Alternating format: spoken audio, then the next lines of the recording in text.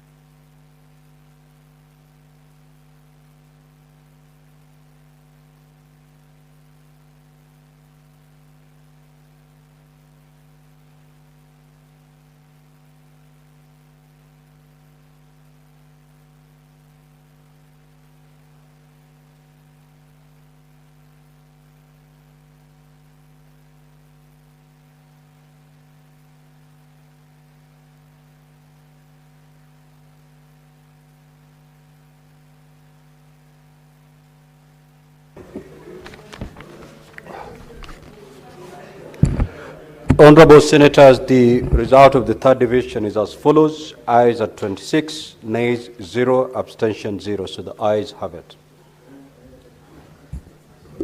A bill for an act of parliament to establish a county hall of fame in each county as an avenue through which county governments shall bestow honor on individuals within their respective counties acclaimed as being outstanding, exceptional, or illustrious in any profession or activity, provide a framework for the preservation of county history, heritage, and culture in counties, and for connected purposes.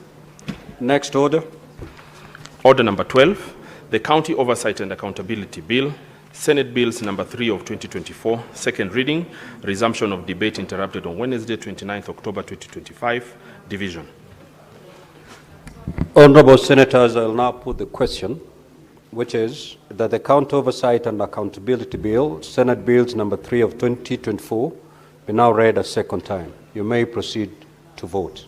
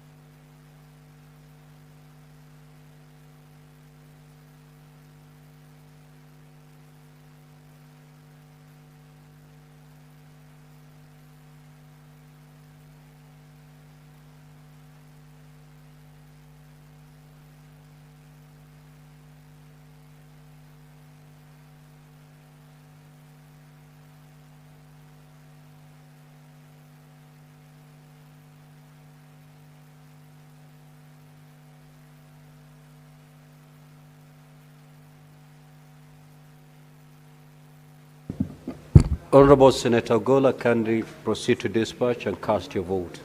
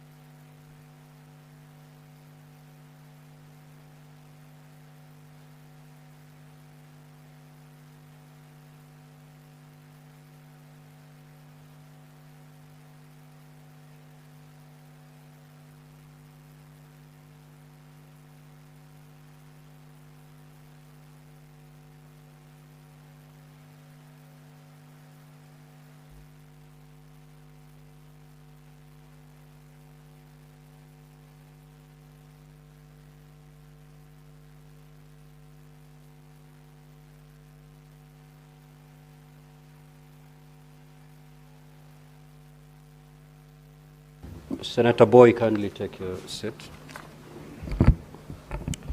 The result of the fourth division is as follows. Ayes are 26, nays 0, abstention 0, so the ayes have it. A bill for an act of parliament to give effect to Articles 96(1) and 3 of the Constitution to enhance public financial accountability by county governments and for connected purposes. Next order. Order number 13, the Public Finance Management Amendment Bill, National Assembly Bills number 45 of 2024, second reading division, resumption of debate interrupted on Tuesday, 11th November 2025.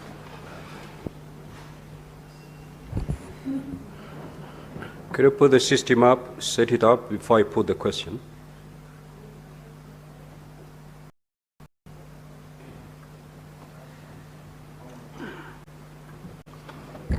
Honorable Senators, I'll now put the question that the Public Finance Management Amendment number 4, Bill, National Assembly Bills number 45 of 2024 be now read a second time. Honorable Senators, you may proceed to vote.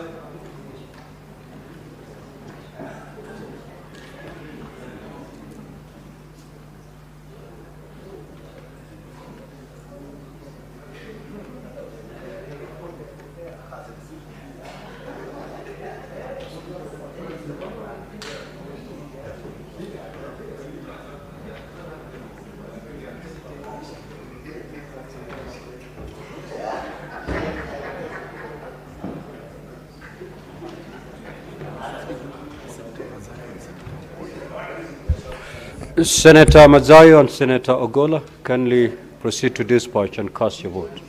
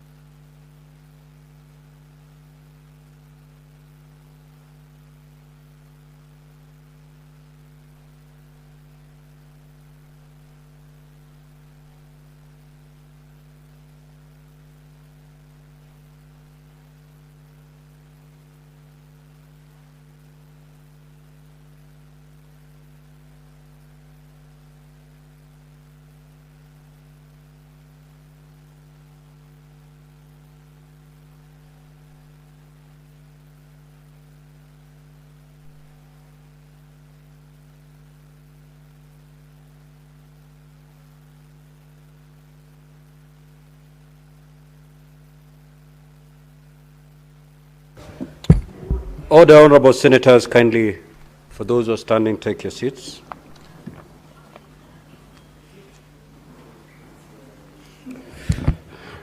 The result of this division is as follows. Ayes at 26, nays at 0, and abstention at 0. So the ayes have it. A bill for an act of parliament to amend the public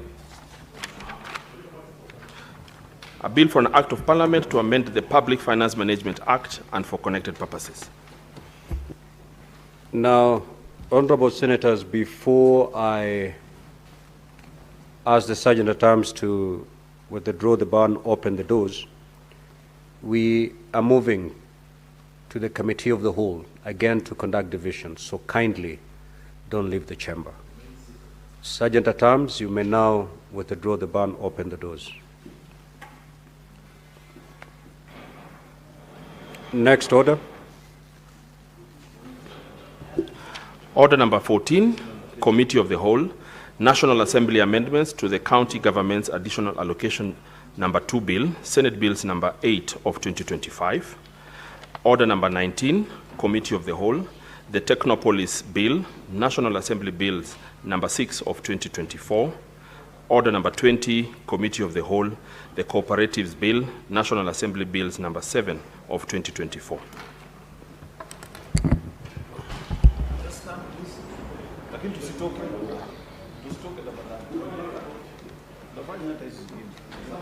Amendments have been done, it's just a vote. The amendments are already done, it's just a vote. Now,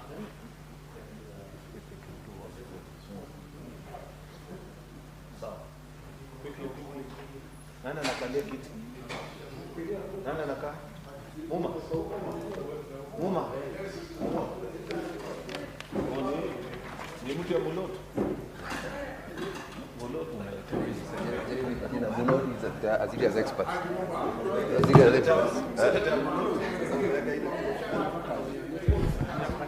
Honorable members, let us resume our seats.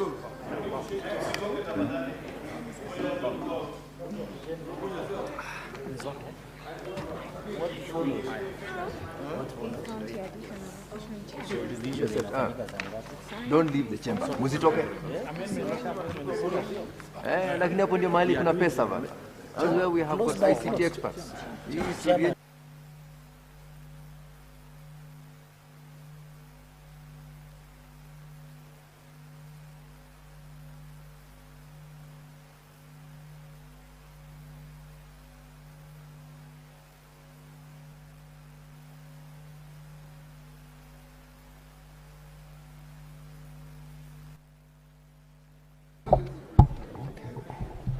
Honorable members, let us call the House to order. We will start with the consideration of the National Assembly amendment to the County Government's Additional Allocation number 2 Bill, Senate Bills number 8 of 2025. We will run through all the clauses. Thereafter, we will go for division.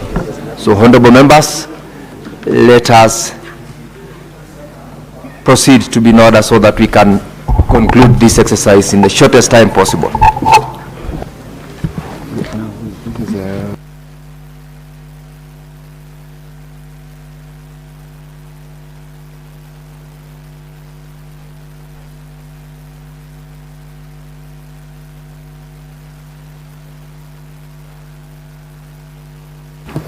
Clerk, call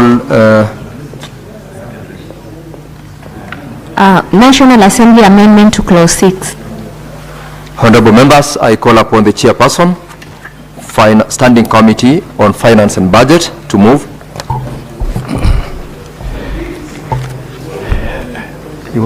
Chairman, I move that Clause 6 of the bill be amended by deleting Subclause 2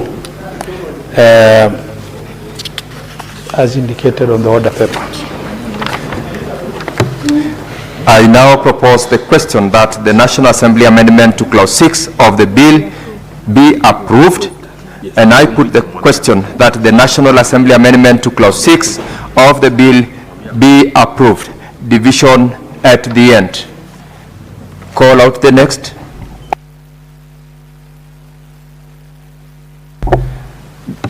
Chairperson, Standing Committee on Finance and Budget, could you please approach the dispatch?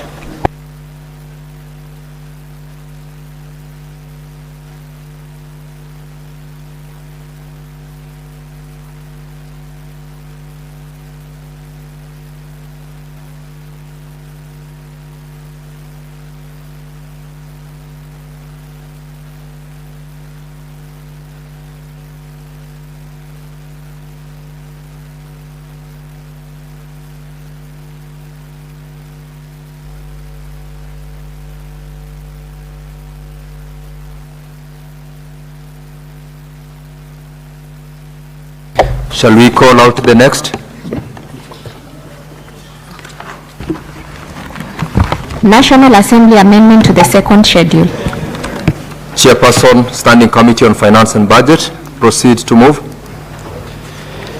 Chair, I move that the National Assembly amendments to the bill be approved.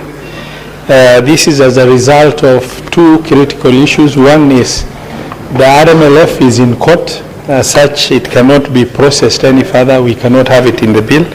And the other one is reductions necessitated by National Treasury and shared by the with the National Assembly, which we have no issue with. Thank you. Honorable Senators, I now propose the question that the National Assembly amendment to the second schedule of the bill be approved, and I put the question that the National Assembly amendment to the second schedule of the bill be approved. Division at the end. Next. National Assembly amendment to the third schedule. I call upon the Chairperson, Standing Committee on Finance and Budget, to proceed to move. Chair, I move that the National Assembly amendments to the third schedule be approved as contained in the order paper. I now propose the question that the National Assembly amendment to delete the third schedule of the bill be approved, and I put the question that the National Assembly amendment to delete the third schedule of the bill be approved. Division at the end. Next. National Assembly amendment to the fourth schedule. Chairperson, Standing Committee on Finance and Budget. Chair, I move that the National Assembly amendments be approved by deleting the fourth schedule and replacing thereof with the following new schedule as published in the order paper. Honorable Senators, I now propose the question that the National Assembly amendment to the fourth schedule of the bill be approved, and I put the question that the National Assembly amendment to the fourth schedule of the bill be approved. Division at the end.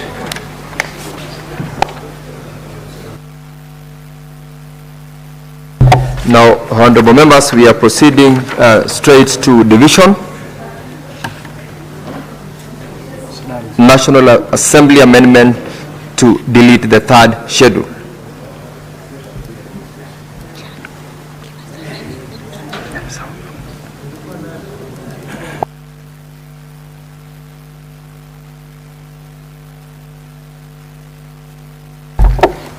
Members, we shall ring the bell for 3 minutes. Sergeant at Arms, could you please ring the quorum bell for 3 minutes?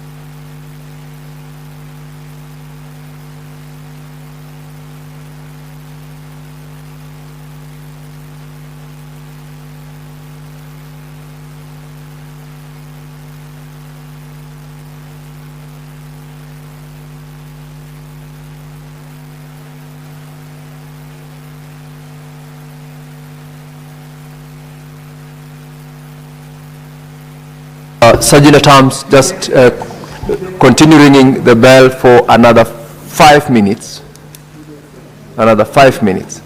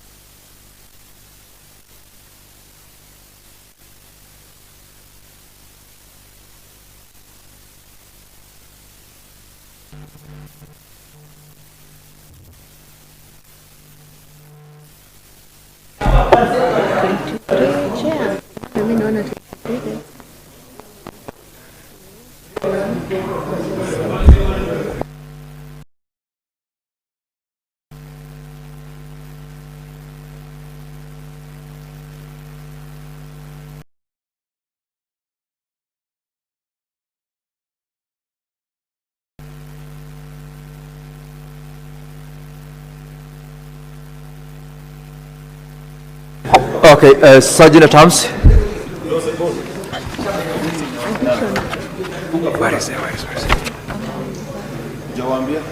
Sergeant at Arms, we have now quorum. May switch off the bell.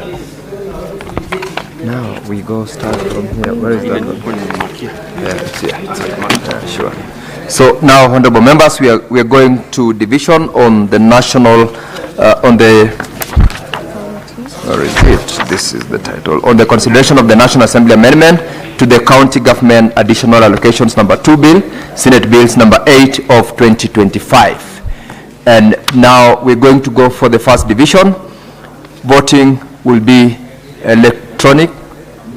So I asked all the Sergeant at Arms, close the door and draw the bar.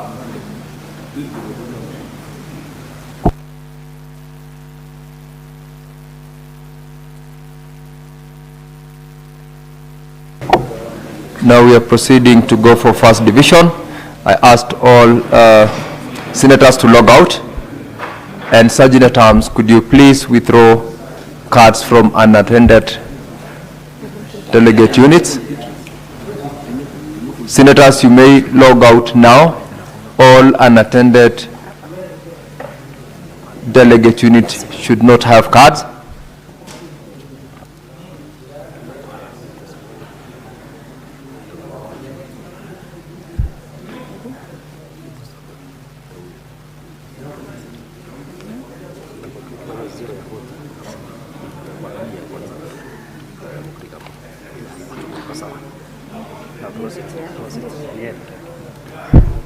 You may now proceed to log back into your delegate units.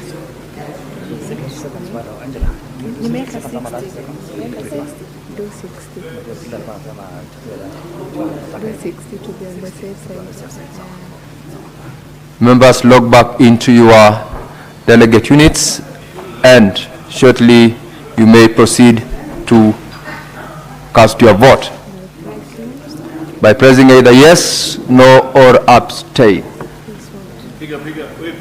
Please vote.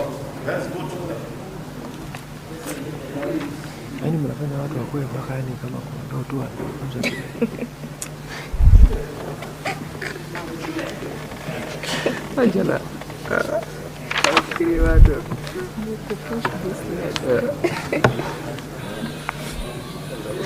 So after that division, now we read out the question now. To the second division, then you put the question. Alafu, I'll guide you from there. So.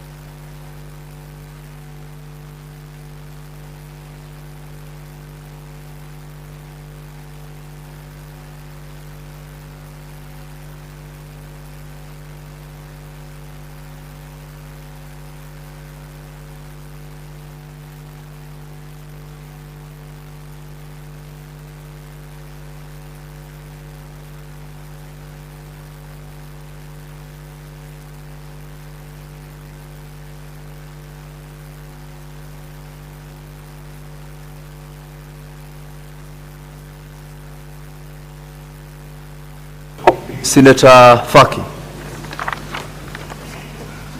proceeds to the dispatch desk to be assisted to vote.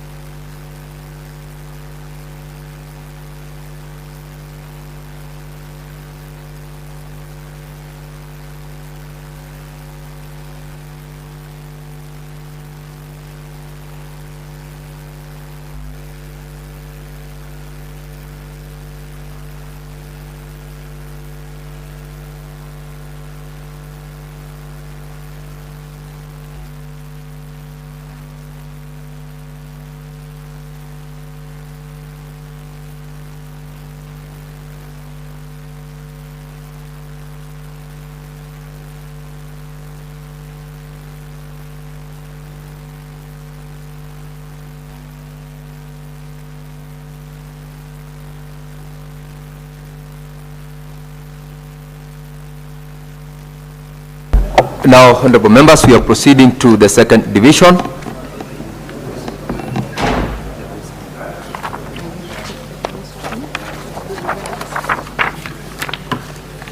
I now put the question that the National Assembly amendments to Clause 6, the second schedule, and the fourth schedule of the county government's additional allocation number 2 bill, Senate Bills number 8 of 2025 be approved. Members, proceed to vote. Honorable senators, you may proceed to vote.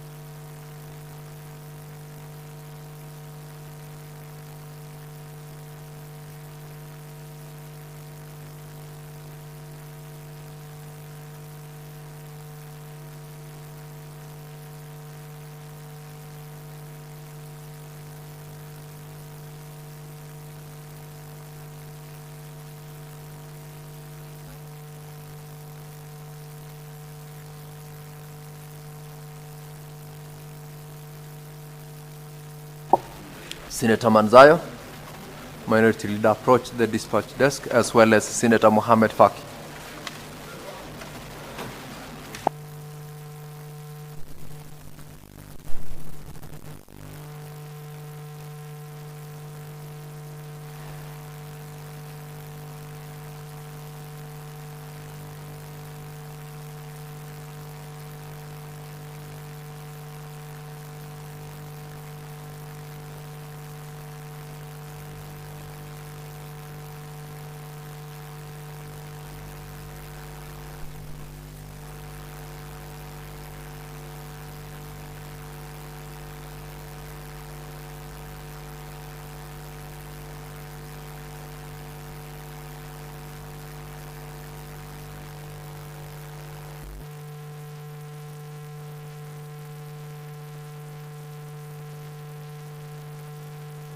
Senator Faki.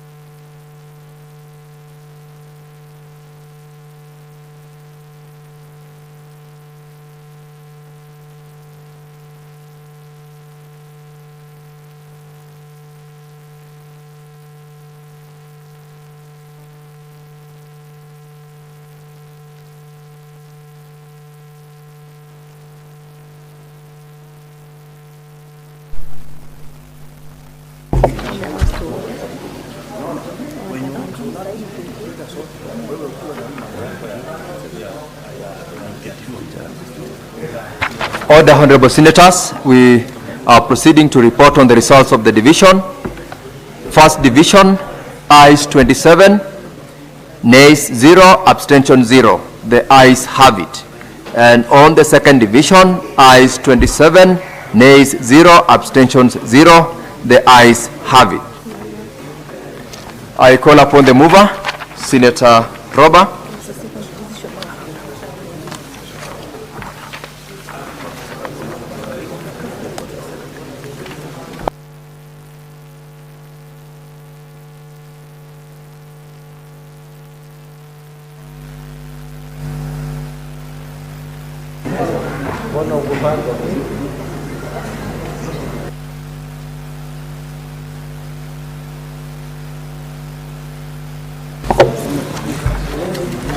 Senate Majority Leader proceeds to move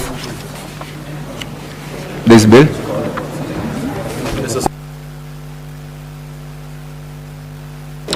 Honorable Chairperson, I beg to move that the committee do report to the Senate its consideration of the National Assembly amendments to the county government additional allocation bill, Senate Bill number 8 of 2025, and its approval thereof. Honorable Senators, I now put the question that the committee do report to the House its consideration of the National Assembly amendments to the county government's additional allocations number 2 bill, Senate Bills number 8 of 2025, and its approval thereof.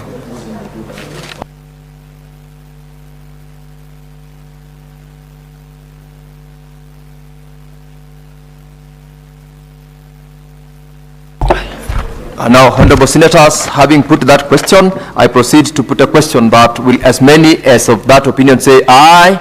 Aye. Will as many as of a contrary opinion say nay? The ayes have it.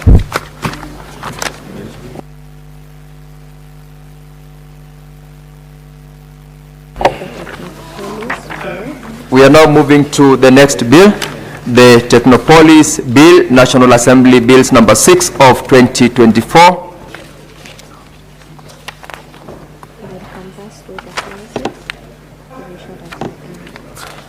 Honorable Senators, we will proceed to canvass all the clauses and we will go for division at the end, report on division at the end. Sorry, we are moving to division.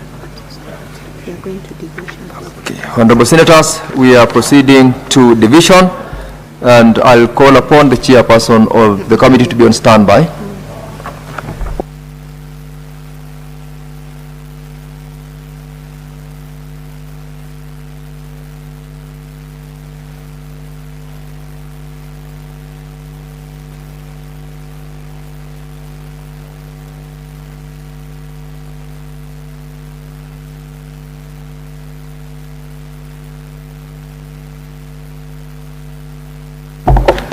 Honorable Senators, we are proceeding to division, and I'll put the question that clauses 7, 8, 13, 16, 17, 30, 31, and 32 be amended as proposed. Honorable Senators, you may proceed to vote.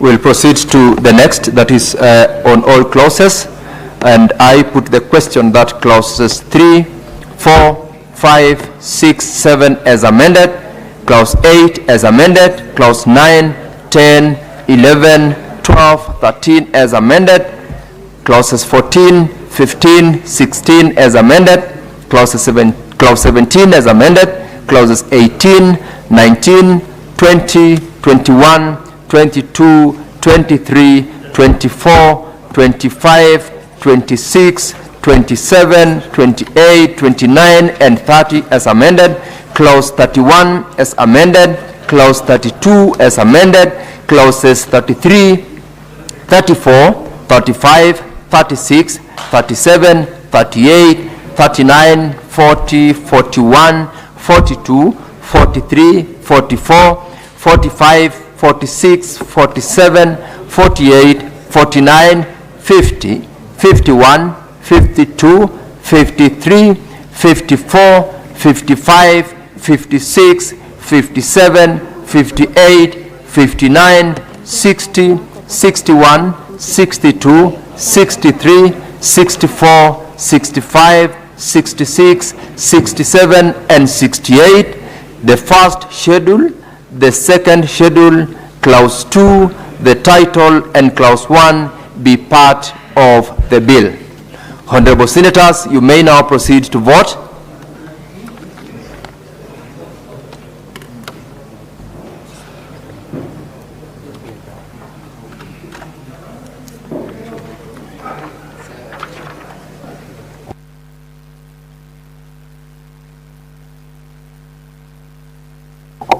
Members who have not voted, you may vote.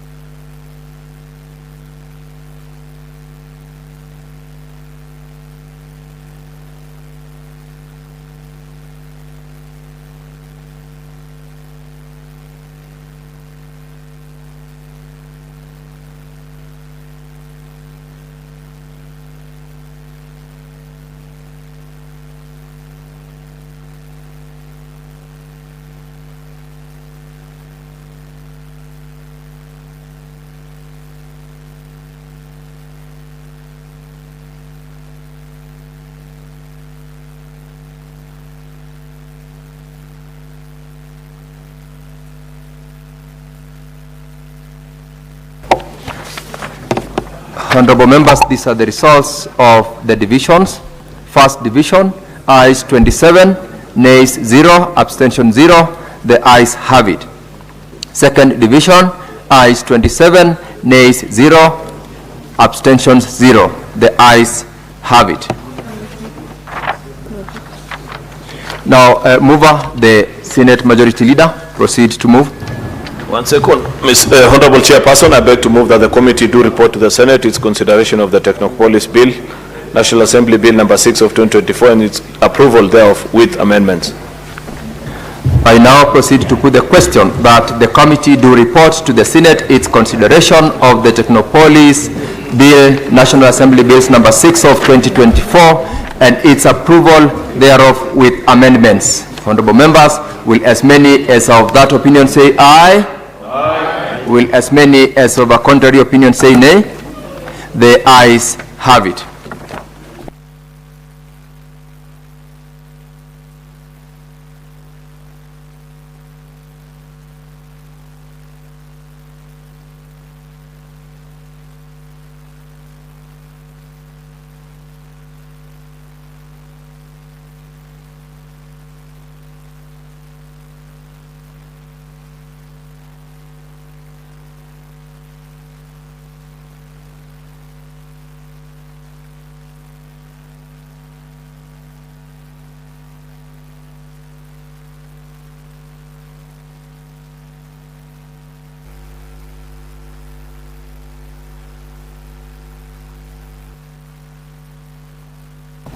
Now, Honorable Senators, we are moving to the division on the Cooperatives Bill, National Assembly Bills number 7 of 2024, and we are going straight to division.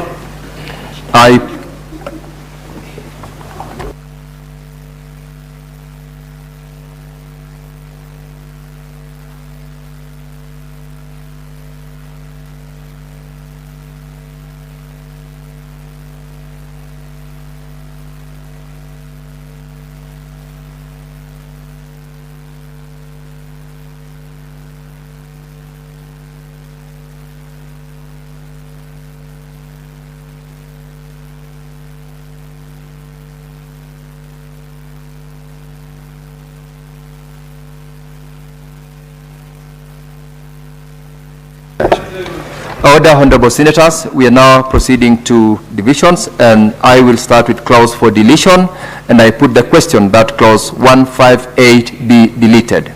I put the question that clause 158 be deleted. Honorable Senators, you may proceed to vote.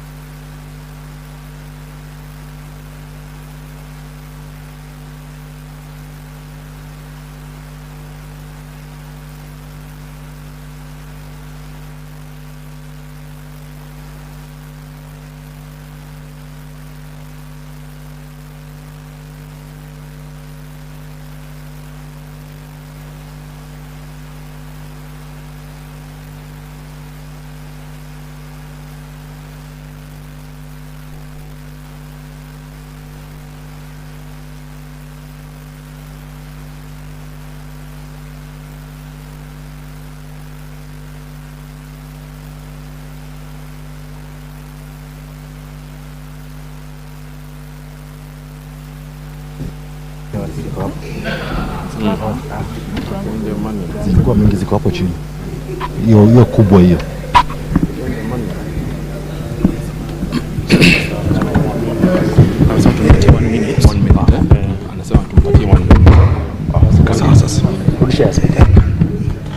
Honorable Senators, just give us 1 minute. We are sorting a technical hitch in the voting system. We ask of your patience for 1 minute.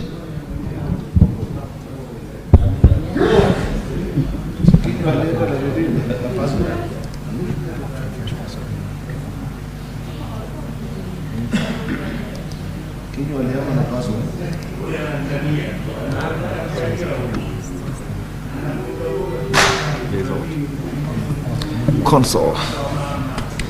X is not responding.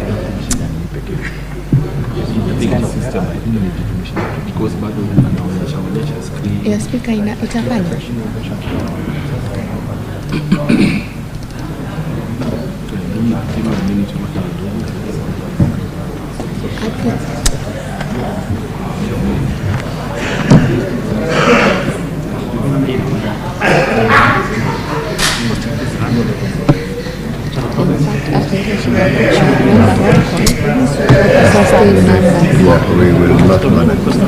Kwanza chuta kwa hapa. Chuta. Sina chuta.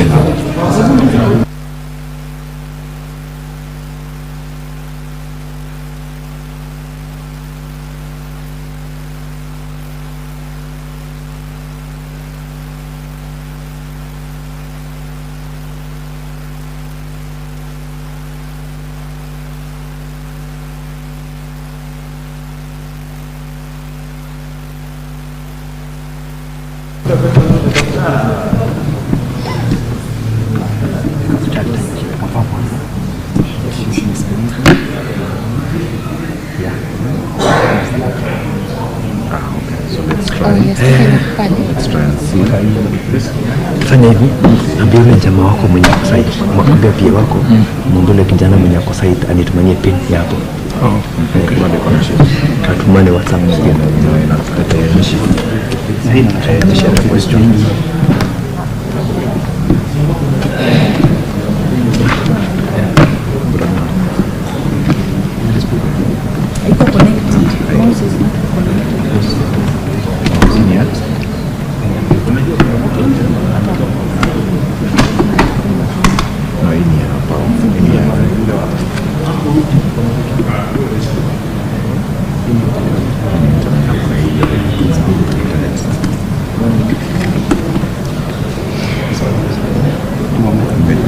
Nisha display.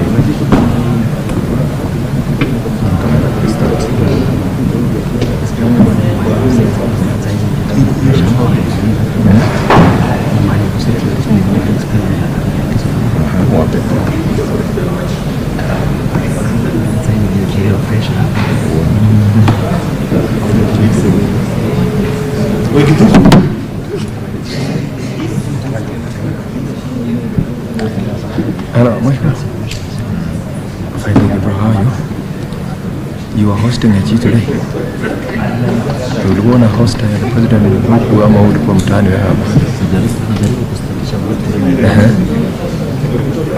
Okay, kustatisha so that we see whether it's done.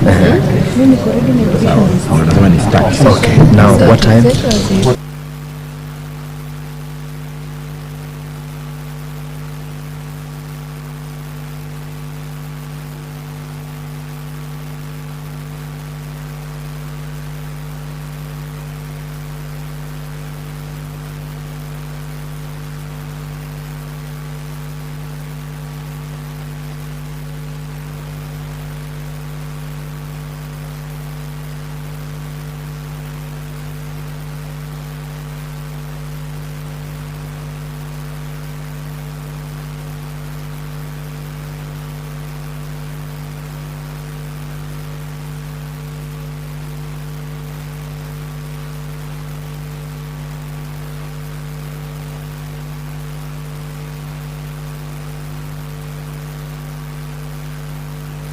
So,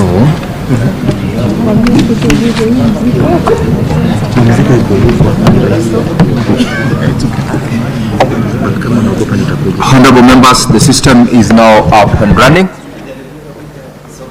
You may proceed to vote on clause 158, which question had already been put. Honorable senators, proceed to cast your vote.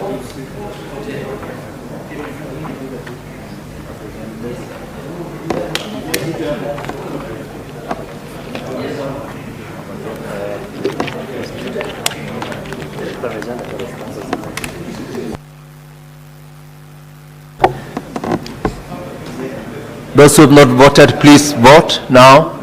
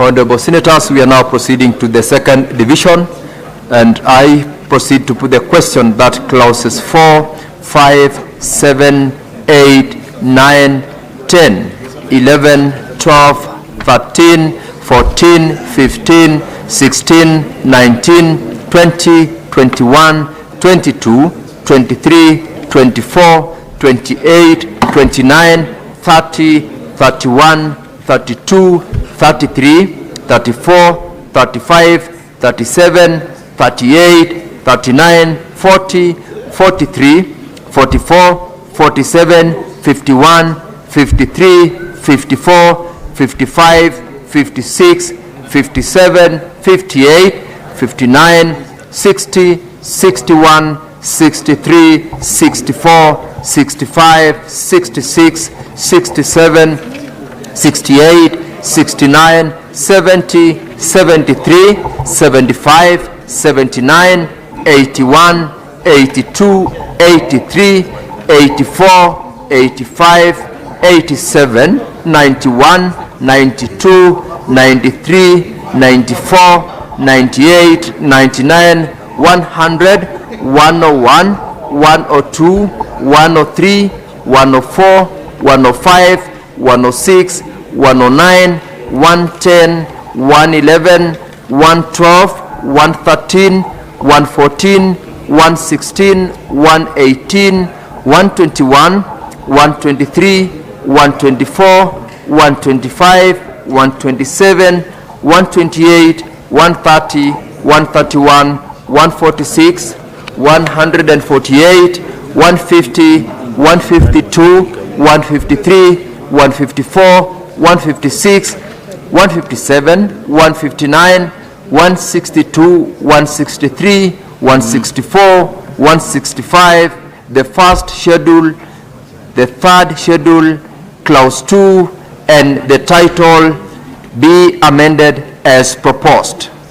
Honorable Senators, proceed to cast your vote on that second division.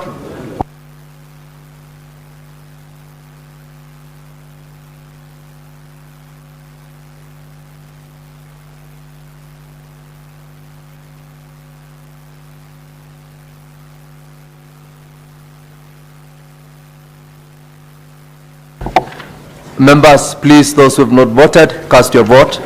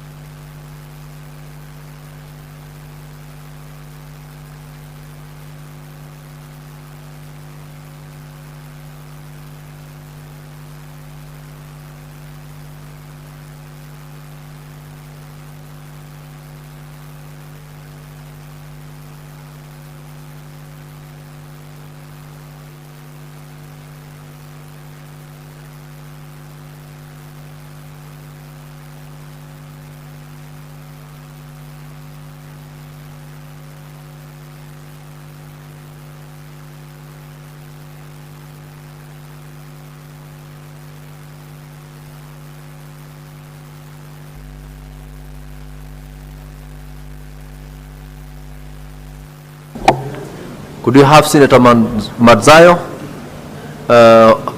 approach the dispatch here? Senator Ali Roba.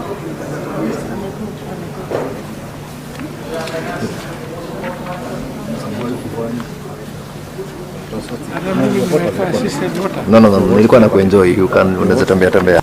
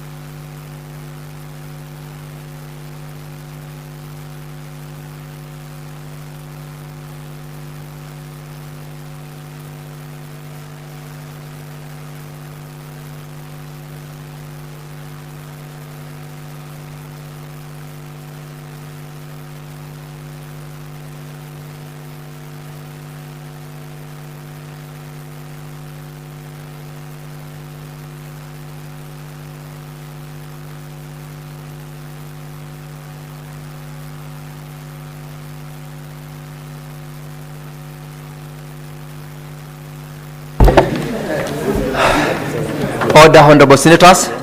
We are now proceeding to the last division on all clauses, and I put the question that clause 3, clause 4 as amended, clause 5 as amended, clause 6, 7 as amended, clause 8 as amended, 9 as amended, 10 as amended, 11 as amended, 12 as amended, 13 as amended, 14 as amended, 15 as amended, 16 as amended, 17, 18, and 19 as amended, 20 as amended, 21 as amended, 22 as amended, 23 as amended, 24 as amended, 25, 26, 27, and 28 as amended, 29 as amended, 30 as amended, 31 as amended, 32 as amended, 33 as amended, 34 as amended, 35 as amended, 36, 37 as amended, 38 as amended, 39 as amended, 40 as amended, clauses 41, 42, and 43 as amended, 44 as amended, 45, 46, and 47 as amended, clauses 48, 49, 50, 51 as amended, 52 and 53 as amended, 54 as amended, 55 as amended, 56 as amended, 57 as amended, 58 as amended, 59 as amended, 60 as amended, 61 as amended, clauses 62 and 63 as amended, 64 as amended, 65 as amended, 66 as amended, 67 as amended, 68 as amended, 69 as amended, 70 as amended, clauses 71, 72, and 73 as amended,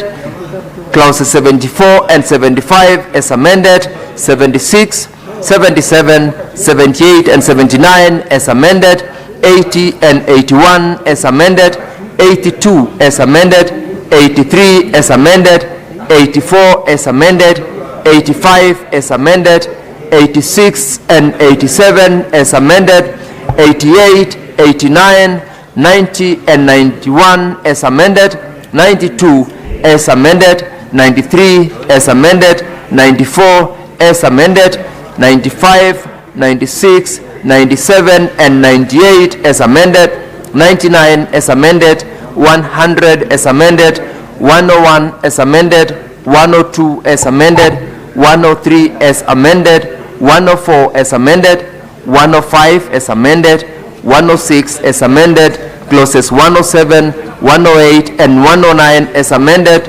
110 as amended, 111 as amended, 112 as amended, 113 as amended, 114 as amended, 115 and 116 as amended, 117 and 118 as amended, 119, 120 and 121 as amended, 122 and 123 as amended, 124 as amended, 125 as amended, 126 and 127 as amended, 128 as amended, 129 and 130 as amended, 131 as amended, clauses 132, 133, 134, 135, 136, 137, 138, 139, 140, 141, 142, 143, 144, 145, and 146 as amended, 147 and 148 as amended,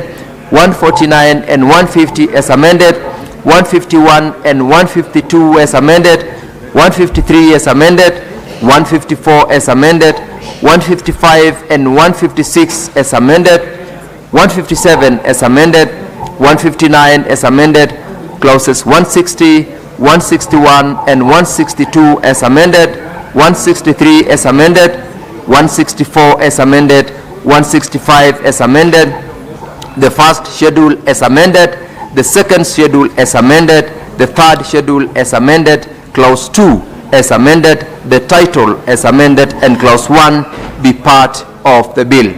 Honorable Senators, you may proceed to vote.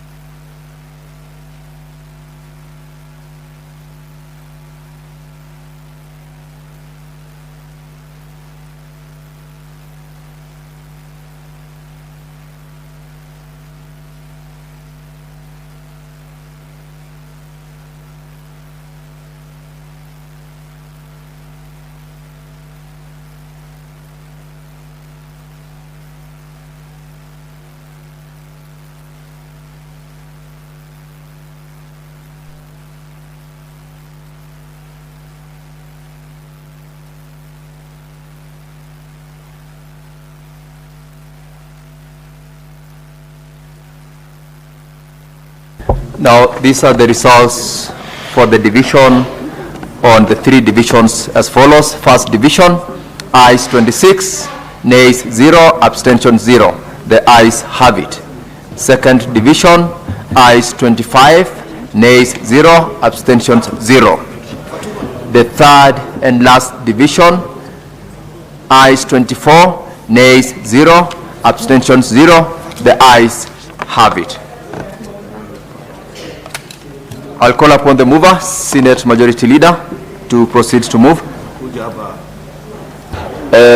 Honorable Chairperson, I beg to move that the committee do report to the Senate its consideration of the Cooperatives Bill, National Assembly Bill number 7 of 2024, and its approval thereof with amendments.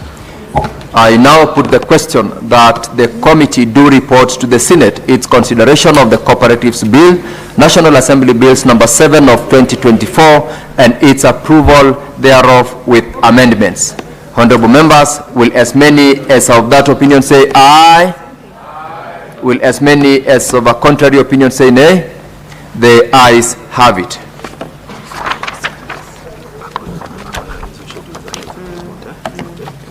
We are now resuming. Madam Speaker. Madam Speaker.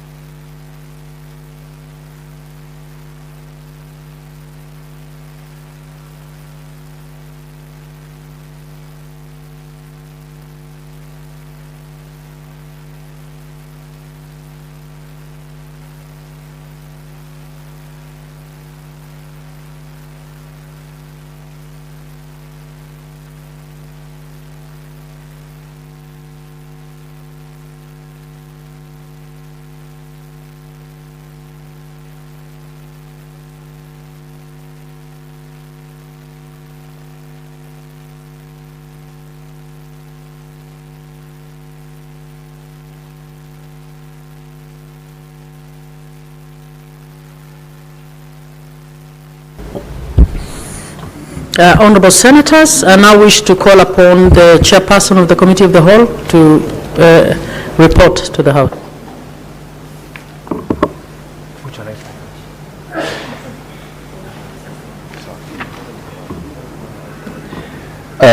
Thank you, Madam Speaker. I now wish to report. Honorable Speaker, I beg to report that the Committee of the Whole has considered the National Assembly amendments to the County Government's Additional Allocations number 2 Bill, Senate Bills number 8 of 2025, and approved thereof. Mover? No, which one? Okay. Honorable Speaker, I beg to move that the House do agree with the committee on the said report. I request Senator Mohammed Faki to second. Madam Speaker, I second.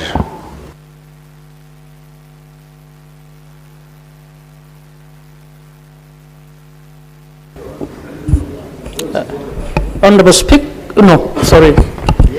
I will propose the question, which is that the House do agree with the committee in the said report. I will put the question, which is that the House do agree with the committee on the said report. Will as many as are of that opinion say aye? Aye. Will as many as are of a contrary opinion say nay? The ayes have it.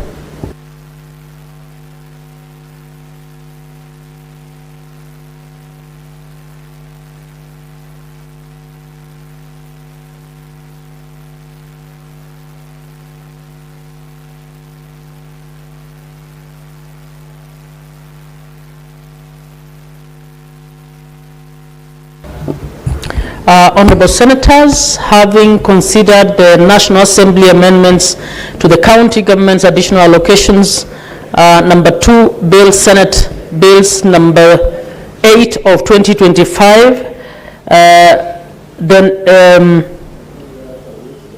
there will be no third reading. The bill will therefore be referred to His Excellency the President for assent.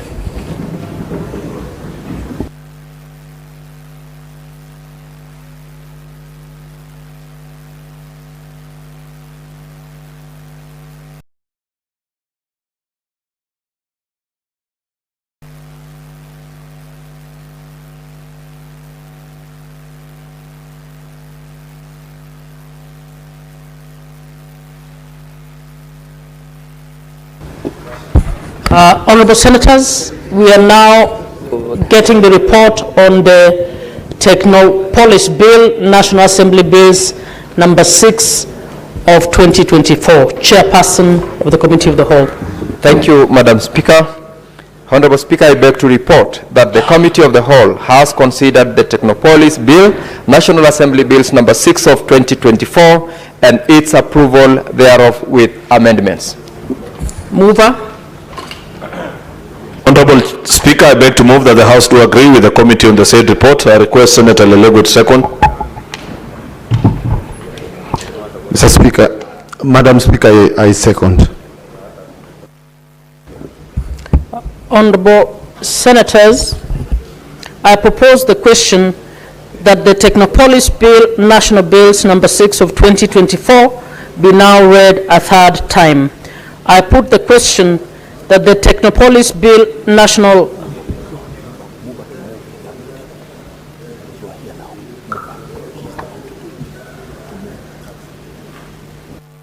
Mover, please move the third reading for that. Honorable Madam Speaker, I beg to move that the Technopolis Bill, National Assembly Bill number 6 of 2024 be now read a second time. I request Senator Isaboy to second.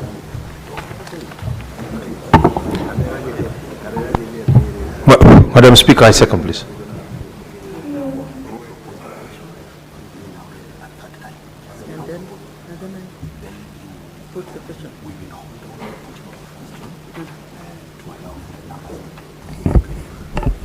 Honorable Senators, I propose the question that the Technopolis Bill, National Assembly Bills number 6 of 2024 be now read a third time.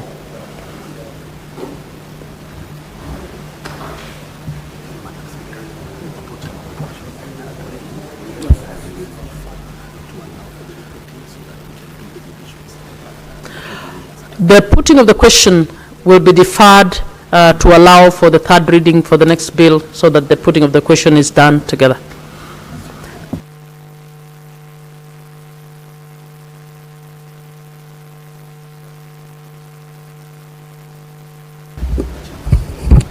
Honorable Senators, we are now moving to reporting on the Cooperatives Bill, National Assembly Bills number 7 of 2024. Chairperson of the Committee of the Whole. Thank you, Madam Speaker.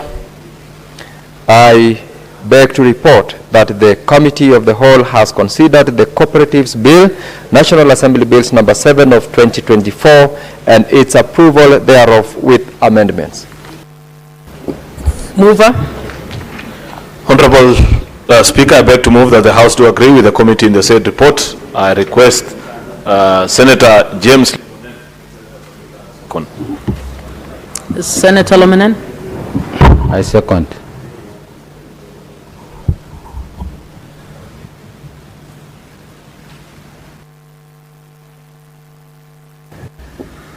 Honorable Senators, I propose the question that the Cooperatives Bill, National Assembly Bills number 7 of 2024 be now read a third time. Mover. Honorable Speaker, I beg to move that the Technopolis Bill, National Assembly Bill number 6, apologies. Honorable Speaker, I beg to move that the Cooperatives Bill, National Assembly Bill number 7 of 2024 be now read a third time. I request Senator Edio Kech Gisheru to second. Madam Speaker, I second.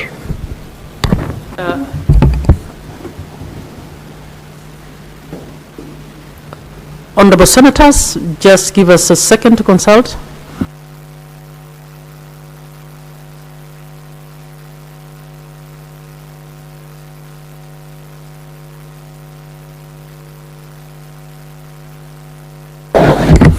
Honorable Senator, sincere apologies.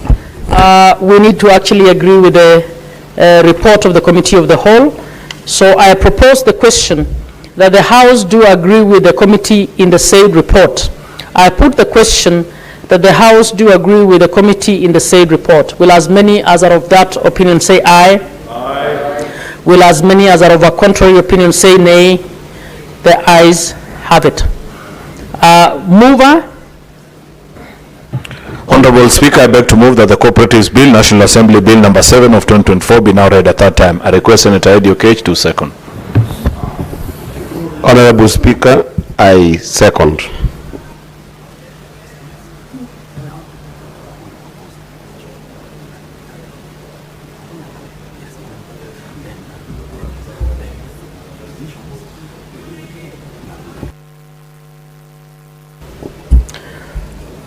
Honorable Senators, I propose the question that the Cooperative Bills, National Assembly Bill number 7 be now read a third time. Sergeant at Arms, would you kindly ring the division bell for 3 minutes?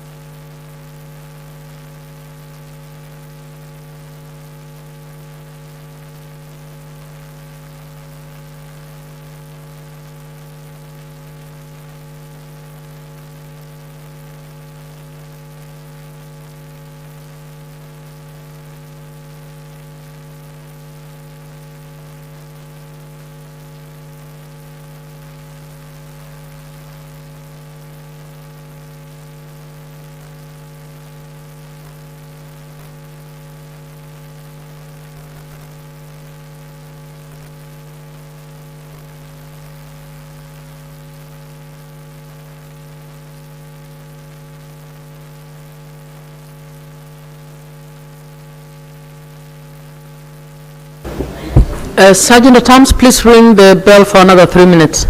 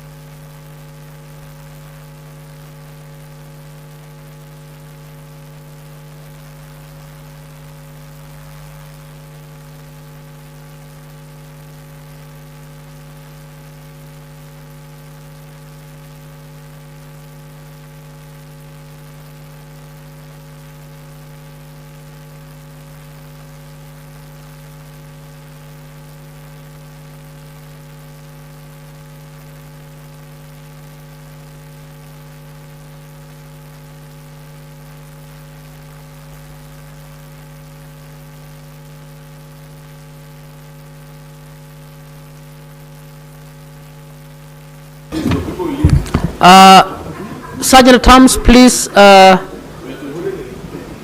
the barrier to the door and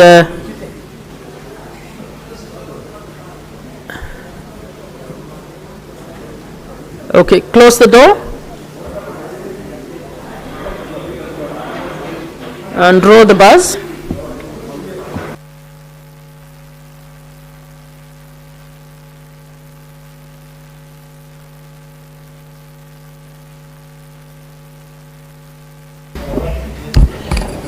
Honorable Senators, I put the question that the Technopolis Bill, National Assembly Bills number 6 of 2024 be now read a third time.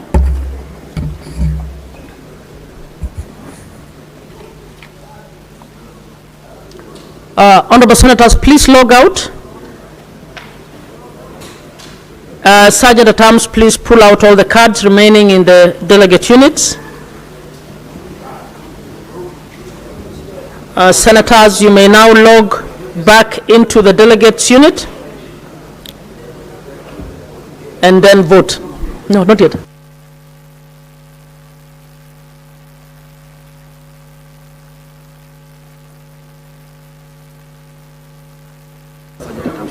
Sergeant at Arms, please confirm that you have pulled out all unattended cards.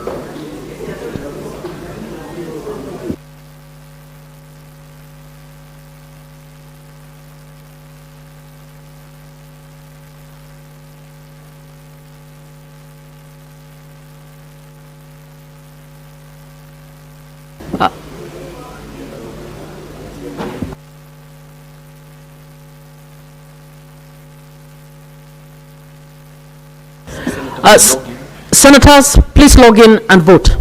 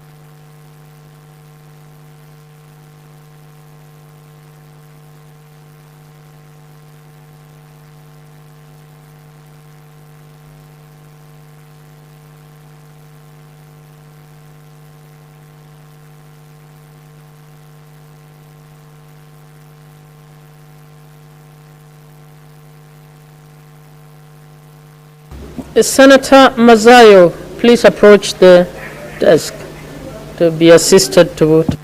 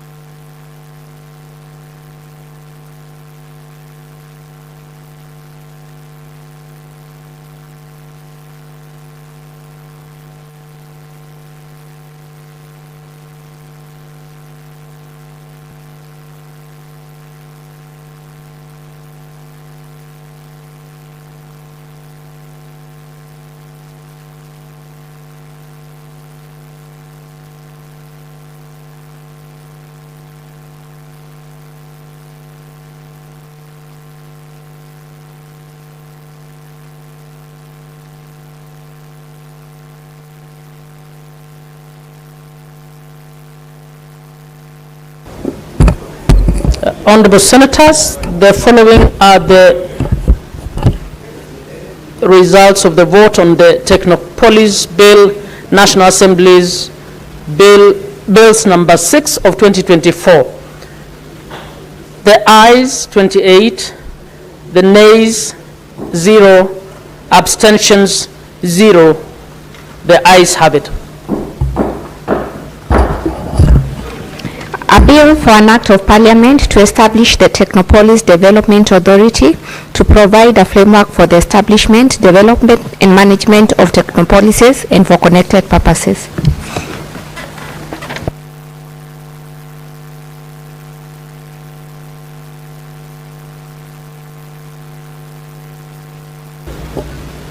Honorable Senators, we are now putting the question that I put the question that the Cooperative Bill, National Assembly Bills number 7 of 2024 be now read a third time.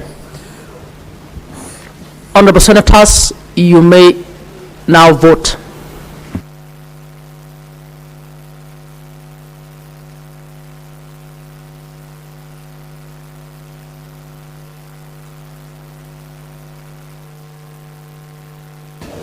Honorable Senators, I'm told there is a technical hitch, so allow 1 minute for the systems to be reset.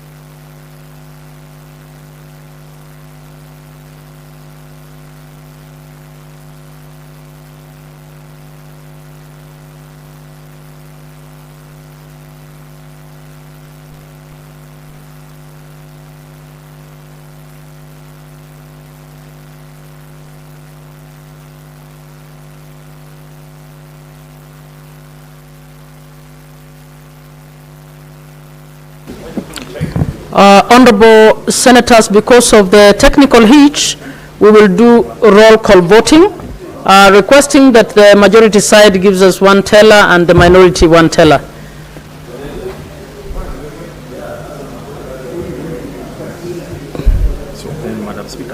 Senator Miraj, you can be a teller. Okay. Minority Leader, can you give us a teller? Senator Beatrice Ogola? Yeah?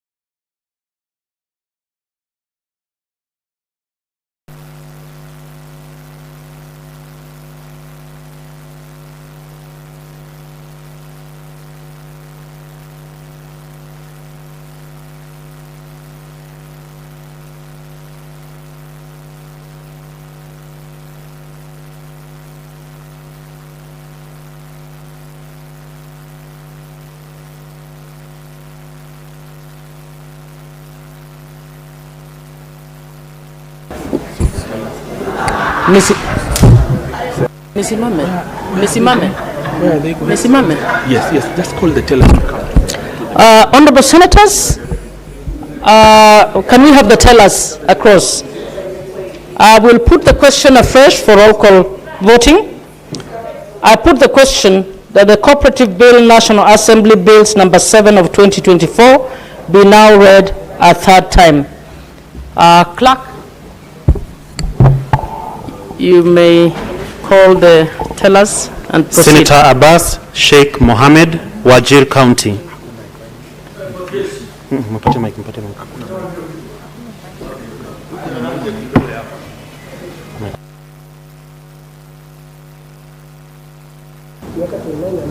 All senators will have to come to the center table to use the mic. Oh no, the mic, he has the mic. He has the mic. I have the mic here. Please call again. Why don't go there? Okay. Huh? Please call again. Senator Abbas Sheikh Mohammed, Wajir County. Yes, I vote yes. Senator Adan Dulo Fatuma, Isiolo County.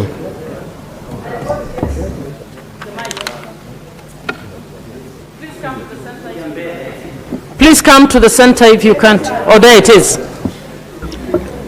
I vote yes. Senator Boy Issa Juma, Kwale County. Madam Speaker, I vote yes. Yeah. Senator Cherarkei Samson, Nandi County.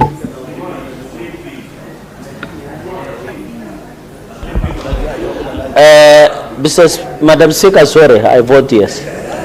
Senator Cheriot Aaron Kipkirui, Kericho County.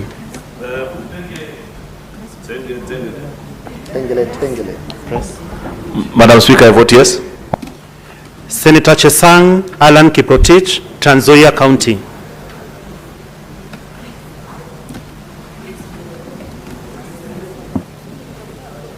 Press the mic.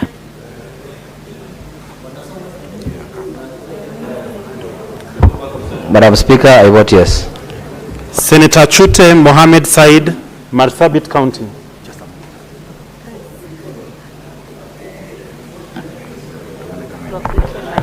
What's this?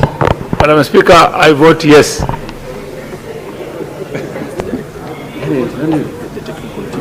Technical team, please open all the mics. When a senator is called, just press and vote.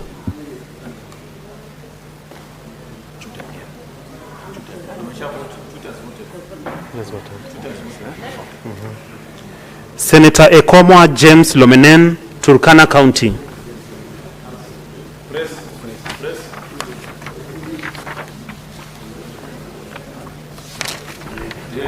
I vote yes.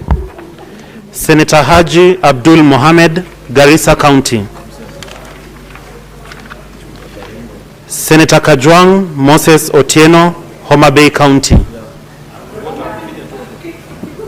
Homa Bay votes yes. Senator Kamau Joseph Githuku, Lamu County. Press and vote.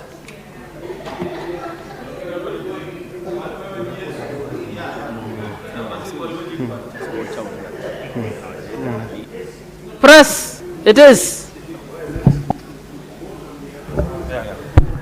Honorable Speaker, I vote yes. Senator Kathuri Murungi, Meru County.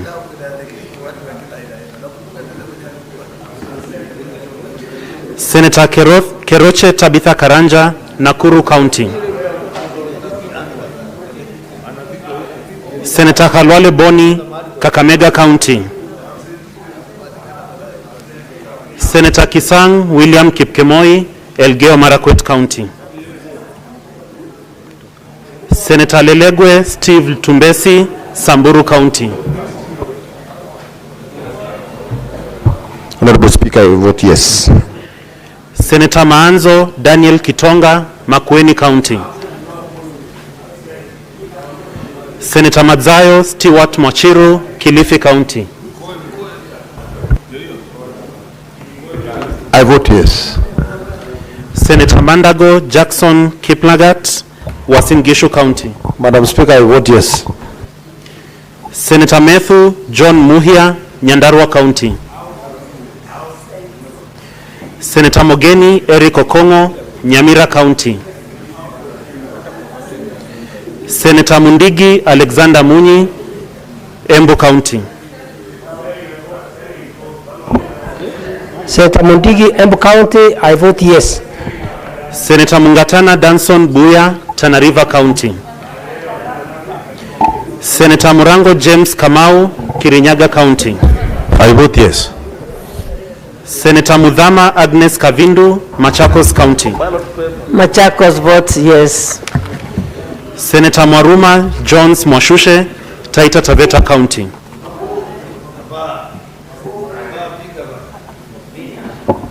Madam Speaker, I vote yes. Senator Mwenda Gataya Mofaya, Tharaka Nithi County. Senator Mwinyi Haji Mohamed Faki, Mombasa County.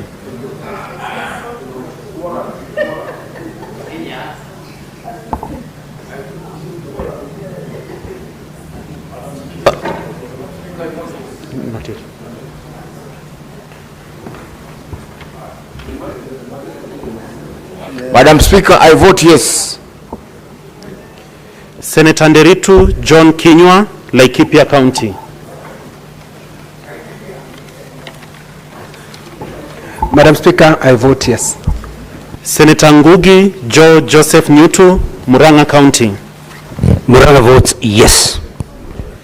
Senator Ojienda Odhiambo Tom, Kisumu County. Senator Oginga Oburu, Siaya County.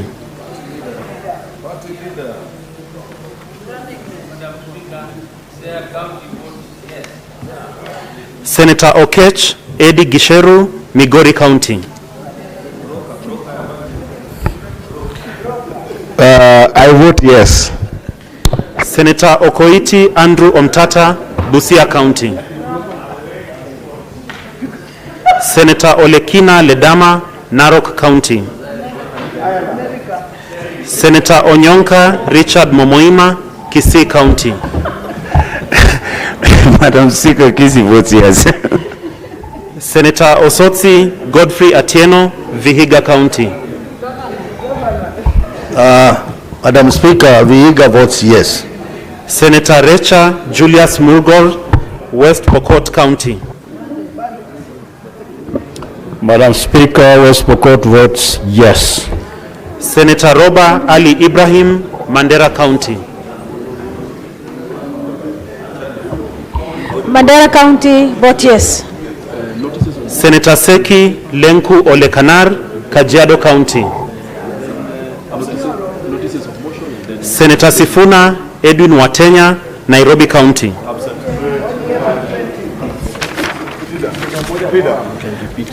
Senator Thangwa Paul Karungo, Kiambu County. Senator Wafula David Wakoli, Bungoma County. Bungoma votes yes.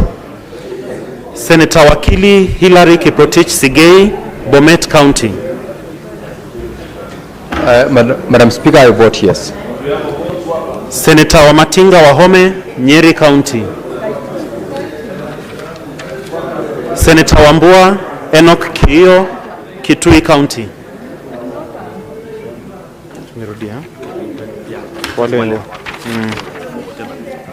Senator Haji Abdul Mohamed, Garissa County.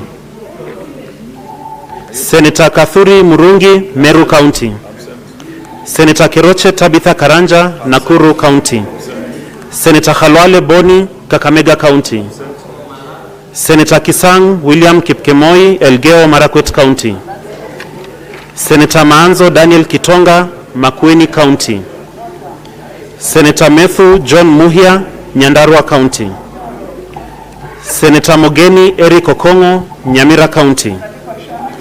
Senator Mungatana Danson Buya, Tana River County. Senator Mwenda Gataya Mofaya, Tharaka Nithi County. Senator Ojienda Odhiambo Tom, Kisumu County. Senator Okoiti Andrew Omtata, Busia County. Senator Olekina Ledama, Narok County. Senator Seki Lenku Olekanar, Kajiado County. Senator Sifuna Edwin Watenya, Nairobi County. Senator Thangwa Paul Karungo, Kiambu County. Senator Wamatinga Wahome, Nyeri County. Senator Wambua Enoch Kiio, Kitui County.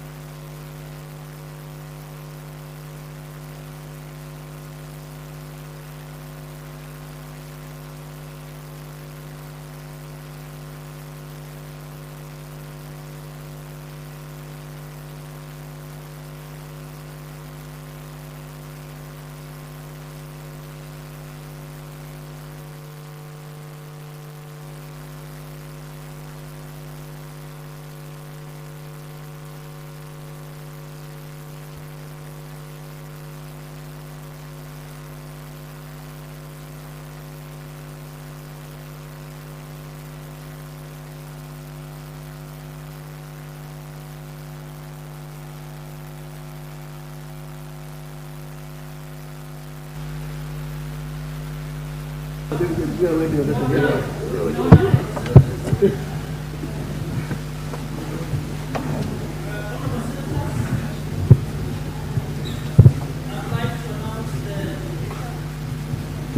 result of the vote on the Cooperatives Bill, National Assembly Bills number 7 of 2024. The ayes 28, nays 0, abstentions 0. The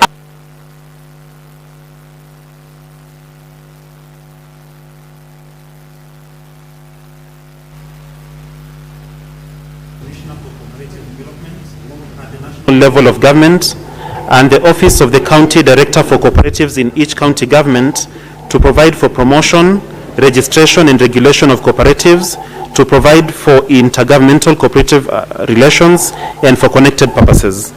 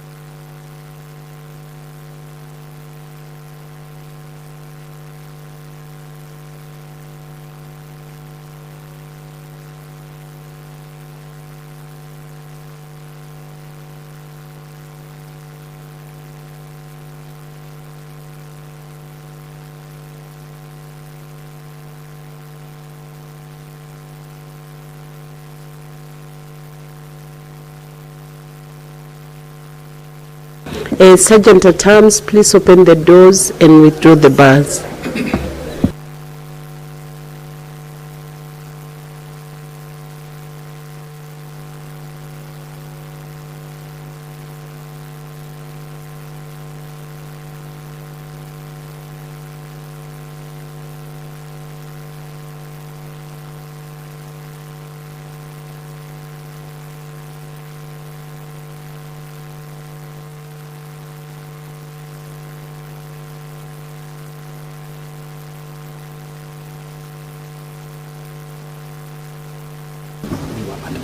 Before interaction.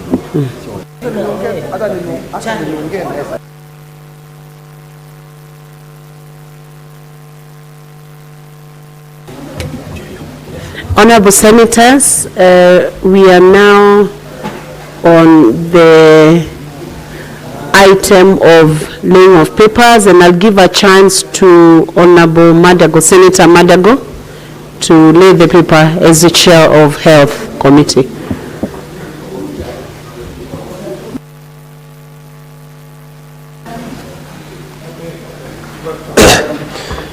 Madam Speaker, I beg to lay the following paper on the table of the Senate today, 12th November 2025. Report of the Standing Committee on Health on the consideration of the President's reservations to the Cancer Prevention and Control Amendment Bill 2022, National Assembly Bills number 45 of 2022. Thank you, Senator. Next order.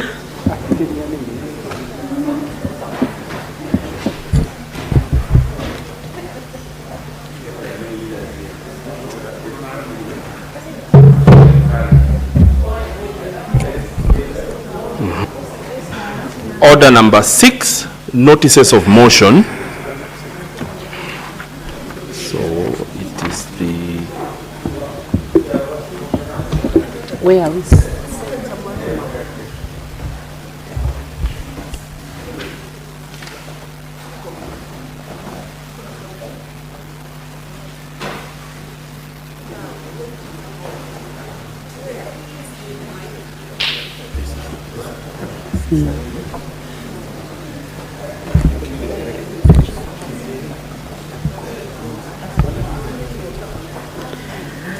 Standing committee, the chair of standing committee, roads and transports, Senator Eddy, please move the notice of motion.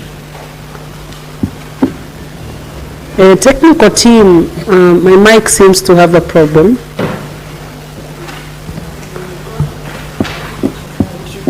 Please be on the lookout.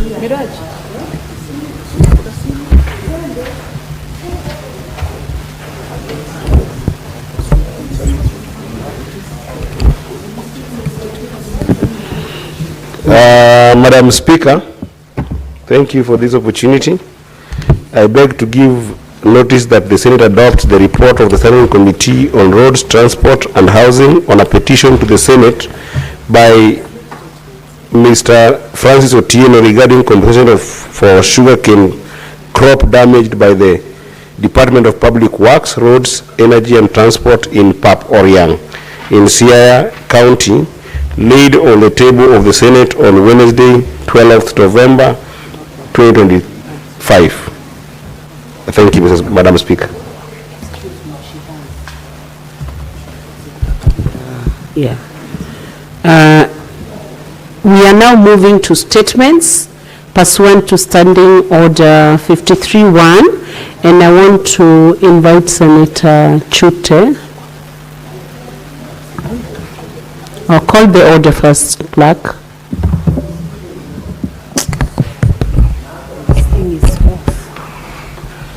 Order number 7, questions and statements. Which one?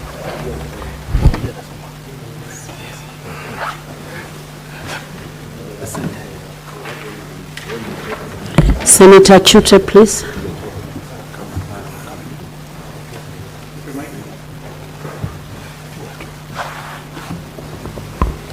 Thank you very much, Madam Speaker. I have one statement which is mine and one for, if you would allow me, one for Senator Lomanen. I can start with mine and then move to Senator Lomanen's statement. Thank you very much, Honorable Madam Speaker. I have a request for a statement on the health infrastructure and service delivery in Marsabit County. Madam Speaker, sir, Madam Speaker, I rise pursuant to Standing Order 53-1 to seek a statement from the Standing Committee on Health on the matter of county-wide concern regarding the status of health infrastructure and service delivery in Marsabit County. Madam Speaker, health services delivery in Marsabit County remains a matter of grave public concern, particularly in relation to the functionality and sustainability of key health infrastructure that supports emergency and critical care. Despite significant investment made over the years through both county budgetary allocations and donor interventions, questions persist regarding the operational capacity and effectiveness of vital health facilities. In the statement, the committee should address the following. Number 1, details of medical oxygen generation plant established across Marsabit County, indicating the total number, their locations, whether they were purchased or donated, the procurement process followed, and the total cost incurred by the county government of Marsabit. Number 2, whether the oxygen plant have been commissioned and are currently functional, and if not, provide reasons for non-commissioning or inactivity, including any technical, administrative, or financial bottlenecks.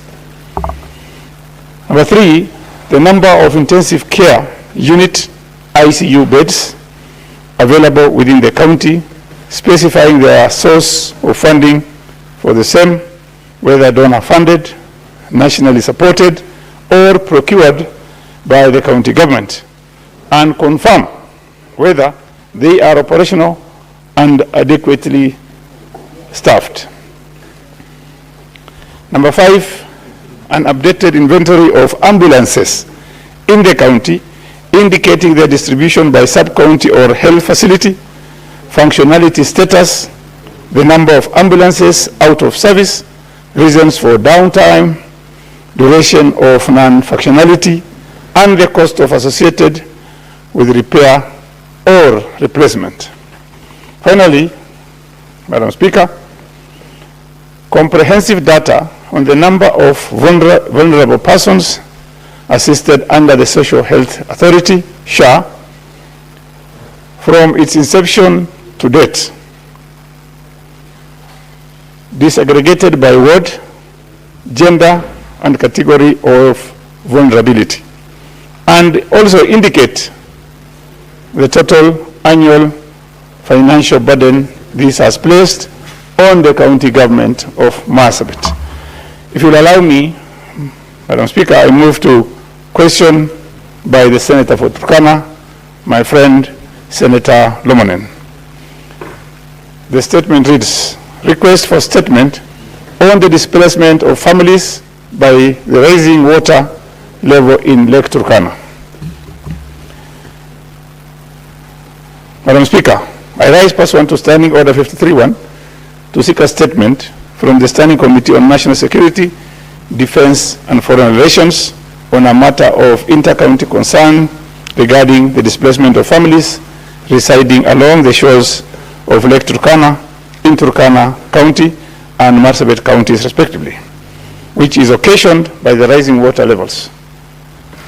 Madam Speaker, the affected communities have lost their homes and access to schools, health centers, and other essential social amenities that have been submerged by the rising water. Additionally, there has been a surge in crocodile attacks as the animals displaced from their traditional breeding and hunting zones.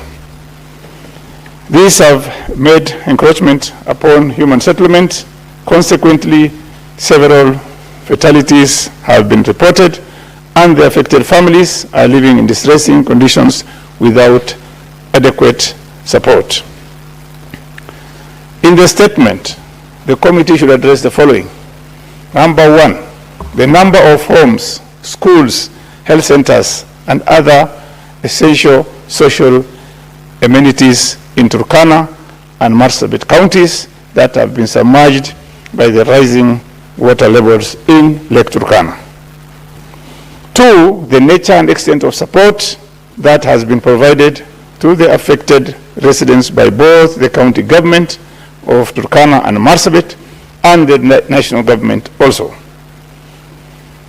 Number three, the action taken by the Kenya Wildlife Service to mitigate the surge in human-wildlife conflict cases involving crocodiles and other displaced aquatic animals, and also provide details on the number of people affected as well as status of their compensation. Number four, finally, Madam Speaker, the long-term measures being considered or implemented to safeguard communities residing along the shores of Lake Turkana from future displacement and related risks. Thank you very much. That's the end of my statement and statement for Turkana County. Thank you very much, Madam Speaker. Thank you, Senator. Senator Agnes Kavidu, Machakos County.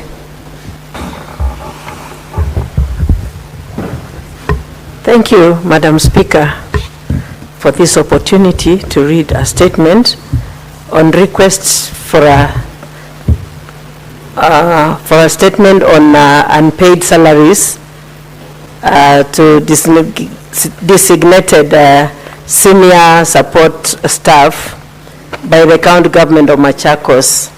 Madam Speaker, I rise pursuant to Standing Order 53-1 to seek a statement from the Standing Committee of Labor on Labor and Social Welfare regarding the unpaid salaries to designated as senior support staff by the county government of Machakos.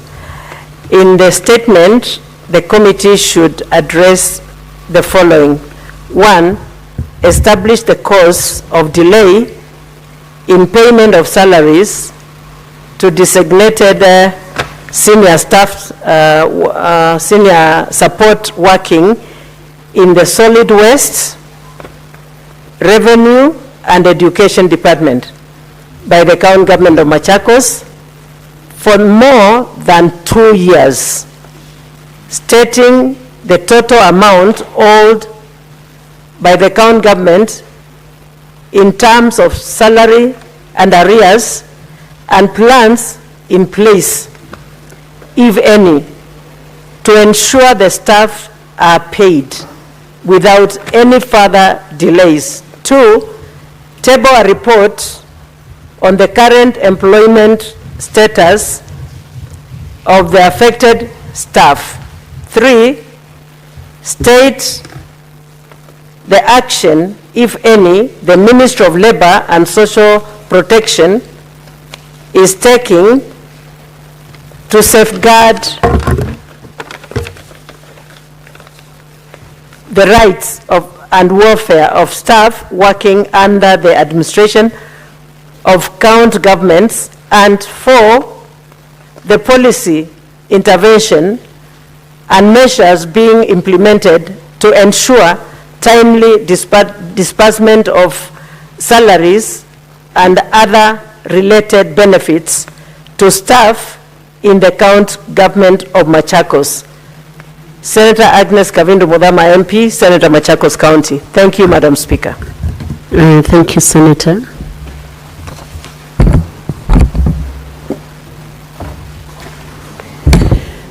Honorable Senators, I would like to acknowledge the presence in the Speaker's gallery this afternoon of Mr. David Manduku Michael, who is in Senate on a courtesy call to Senator Esther Okenyuri. Honorable Senators, Mr. Manduku Michael is a multifaceted artist, life coach, environmental conservationist, and a humanitarian. Recognize his innate talent in art. Mr. Manduku began harnessing his skills in painting, pencil drawings, and soapstone carvings. Since 2010, he has used his artistic abilities to inspire and mentor underprivileged youths who have not had the opportunity to pursue higher education. He is the founder of Precious Plastic KC, a groundbreaking enterprise that transforms plastic waste into valuable products. This youth-led initiative focuses on waste management, training, and sustainable solutions to combat plastic pollution. His efforts in environmental conservation earned him recognition as a community ambassador in 2018, championing climate change awareness and supporting sustainable projects such as borehole drilling, protecting natural water springs, and providing housing and livestock to needy families. In our usual tradition of receiving and welcoming visitors to Parliament, I extend a warm welcome to him, and on my own behalf and on behalf of the Senate, wish him a fruitful visit. I thank you.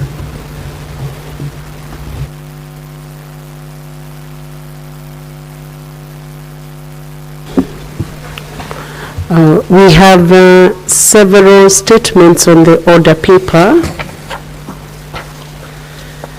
And in view of how the order paper had been adjusted earlier, we want to defer the statement by Senator from Nandi County, Senator Samson Chiralike, to tomorrow. The statement by Senator for Kisumu County, Professor Tom Ojenda, is also deferred. A statement by Senator for Kisii County, Senator Richard Onyonka, is also deferred. He had two statements, and statement by Senator Stewart Madzayo, Senator for Kilifi, is also deferred.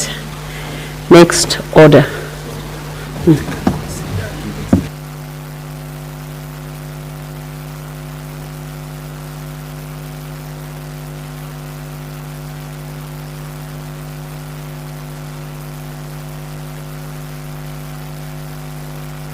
Senator Essie, I'm being told you look eager to say a word about your visitor. You can proceed for 1 minute only. Yes, thank you, Madam Speaker. I was just almost getting worried, but I appreciate consideration. Madam Speaker, I wish to take this opportunity to welcome to the Senate Daudi Manduku, a young man from Sameta Mukwerero Ward in Bovasi constituency, Kisii County. And this young man has been making very good artistic products from soapstone, which I deem a strategic mineral from South Mogrango, Kisii. And Madam Speaker, he has not only been making artistic products, but he has also exhibited innovation by transforming classic waste into valuable products. And as a result of this, he was specially recognized by the National Heroes Council by being awarded for his works. In the awardees who are just considered and honored by the President in our last national celebration. Madam Speaker, as we celebrate him, I encourage Kenyan youth to make innovation their DNA, utilize their skills, and contribute to solutions which are facing this country, Madam Speaker. Madam Speaker, be it from fashion, digital art, design, technology, so many others. So Kenyan youth have a potential, and Michael up here, who's just visited us, is a testament that the youth indeed have what it takes to transform our country. I thank you, Madam Speaker. Thank you very much. Honorable Senators, I will give 10 minutes block of time to allow you to comment on the statements that have been brought to the floor of this House. So, Senator Beatrice Akin. Thank you, Madam Speaker, for giving me the opportunity to comment on the statements. And Madam Speaker, I would like to comment on the 3 statements that have been brought by the honorable senators. One, the Senator of Machakos, Senator Agnes Mudhama. Madam Speaker, it's unfortunate that we can have public officers working for a government, whether they are county government or national government, but they are giving their services to the public, and it comes out that they have not been paid, Madam Speaker, and specifically as stated by the Honorable Senator for 2 years, Madam Speaker. Madam Speaker, when the committee looks at this case brought from Machakos County, it must come out that we want to establish the status of even these workers. Are they casual workers? Are they workers on contract? Are they permanent employees? And for what reason should workers work and then they are not employed? Madam Speaker, we cannot be happy about that kind of unlawful ways of keeping staff. And Madam Speaker, they are working in very key areas on waste management, on revenue, and on education, Madam Speaker. We know how the environment is sensitive in the current world. Why would these workers be working and not paid? Madam Speaker, how does the government of Machakos expect these workers to meet their family obligation? I know they have families, children going to school, they have to take care of many obligations. And so, Madam Speaker, we must also be told who is behind this unlawful activity, and all that must be brought out. So I support my sister, Senator, and that should not only be restricted to Machakos, but to all county governments and to all governments. I thank you, my sister, for bringing the plight of Machakos people to the floor. Secondly, Madam Speaker, I would like to support the statement by the Senator of Turkana on the displacement of families along the Lake Turkana. Madam Speaker, there are 2 environmental issues we are dealing with which become disasters in our lives. There's the issue of floods, and there's the issue of soon after floods, our communities deal with the extreme issues of drought. All these are disasters. Madam Speaker, I remember once in the House here, I brought a question to the ministry on their preparedness for floods and droughts, which, Madam Speaker, leads to loss of property, loss of life, loss of livelihoods, and Madam Speaker, they describe the lives of our people. I want to support this statement because I also come from around the Lake Victoria region, and just the other year, when there were heavy rains, Madam Speaker, part of our county in Homa Bay, specifically Sindo, the lake, there was a lot of disruption, there was a lot of destruction in the town of Sindo, and we saw mass loss of property and mass loss of livelihoods. Madam Speaker, I support this, but the only way the ministry must work on this is to have a work plan on their preparedness in dealing with floods and in dealing with drought, because these are disasters that are anticipated throughout the year. And lastly, Madam Speaker, I also want to support the statement by the Senator of Marsabit on health infrastructure and service delivery in Marsabit. Madam Speaker, we have overemphasized on the issues of health in counties. Madam Speaker, in order to achieve the universal health coverage in this country, the county governments and the national government must collectively look at the issue of infrastructure of health. And looking at universal health coverage in our counties, Madam Speaker, is not only limited to infrastructure, but the counties must work on the requisite personnel that are required to deliver the health services in our counties. We must all look at all the basic services that leads to basic curative and preventative services, including promotive services in the county. Madam Speaker, health is so basic to our people that we will not relent until the counties are able to provide the adequate health services that our people require. Madam Speaker, our people, the Kenyan people, spoke and were very specific that they wanted health services brought to the counties and brought closer to them, because they know how health impacts on them. And Madam Speaker, as we talk about the health infrastructure and services, we are looking at health in totality, right from time up. Okay, proceed. But Madam Speaker, all I'm saying is that the counties must not only stop at providing health in the referral hospitals, but they must go down to improve health services, including to the sub-counties, to the health centers, and to the dispensaries. Madam Speaker, I support, and I thank you for the time. Senator Mudhama Agnes. Thank you, Madam Speaker, for giving me this opportunity to comment on the statements. The two of them, one by Senator Chute and the other one from the Senator Turkana. Madam Speaker, I want to comment mostly on this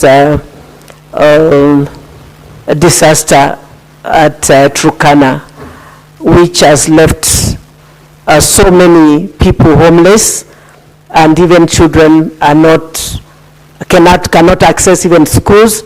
And Madam Speaker, you can imagine this is rain season and they are outside. And I want to call on the national government and the county government of Turkana to run in speed and settle these people, because there is the emergency funds in national government and even in county governments.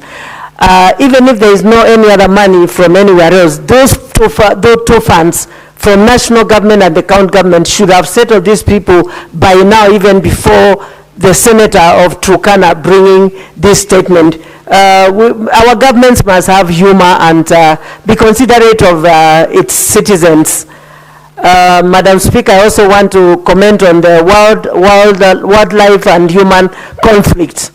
This is an issue that has really been heard for not only this county, but also the other counties, and especially Machakos. I dealt with this conflict, wildlife-human conflict, and the people who are compensated are only the people from 2014 to 2019, some of them, not all. From 2020 to date, they have not been compensated, and they are really suffering because the people who were their bread earners have been killed by crocodiles and hippos. And these people should be compensated so that they can continue with their lives. Madam Speaker, I'm shocked because there is one particular boy whose leg was cut by a hippo, and to date, I've been asking for his compensation so that he can buy an artificial leg to be able to be going to school. And for almost 2 years now, I've not gotten any reply. So whoever, the committee that is going to deal with this statement must check around the counties where wildlife and human conflicts are affecting people, and make sure that these people push for these people to be compensated. Thank you, Madam Speaker. Thank you, Senator. We are now going to the next order, and I'll ask the clerk to call order number 8.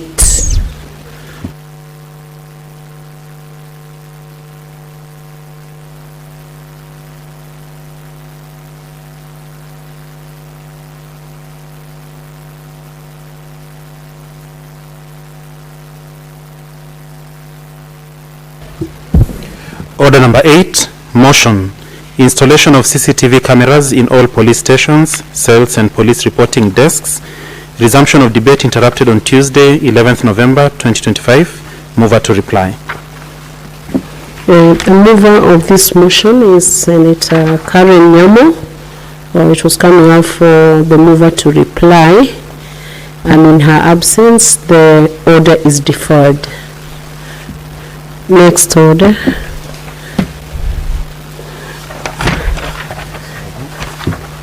There are several which need to be deferred from.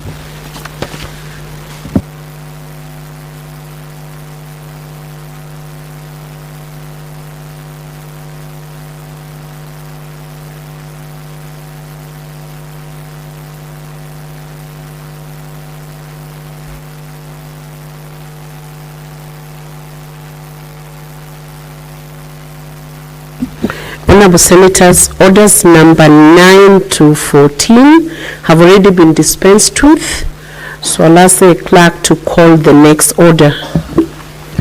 Order number 15, Committee of the Whole, the Labor Migration and Management number 2 Bill, Senate Bills number 42 of 2024. Senator Tabitha Mutinda is the mover of this order, of this bill, so it will be deferred in the absence of the mover. Next. Order number 16, Committee of the Whole, the Tobacco Control Amendment Bill, Senate Bills number 35 of 2024.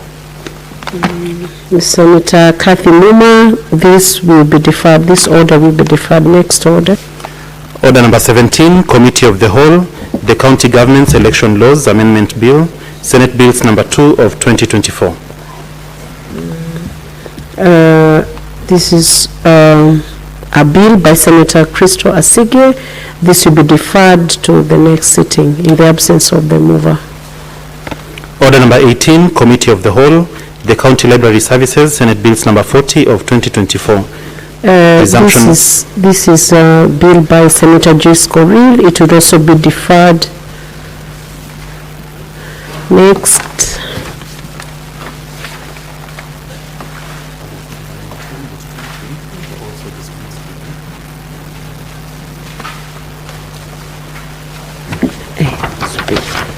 Order number 19 and 20 have also been dispensed with. Next order.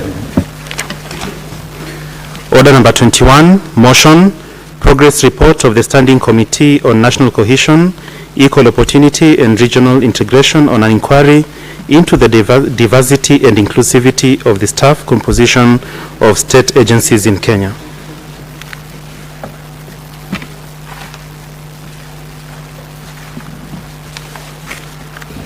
and this order will also be deferred in the absence of the mover. Order number 22, motion, report of the Standing Committee on Health on the county oversight and networking engagements to Mandera, Wajir, and Marsabit counties. Please, Senator Mariam, are you standing in for the chair of Committee of Health? Standing Committee of Health. You may proceed.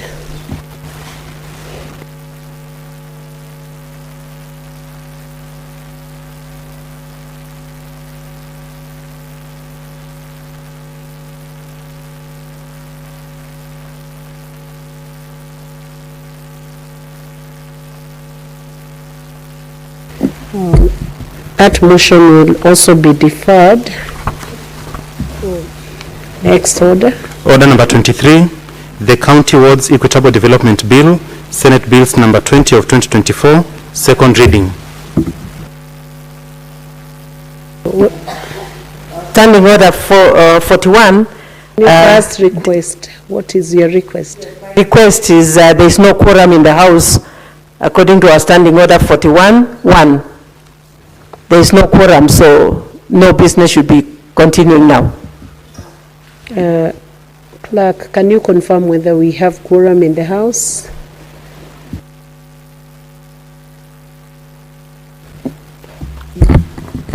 The House has no quorum. Sergeant at Arms, please ring the quorum bell for 5 minutes.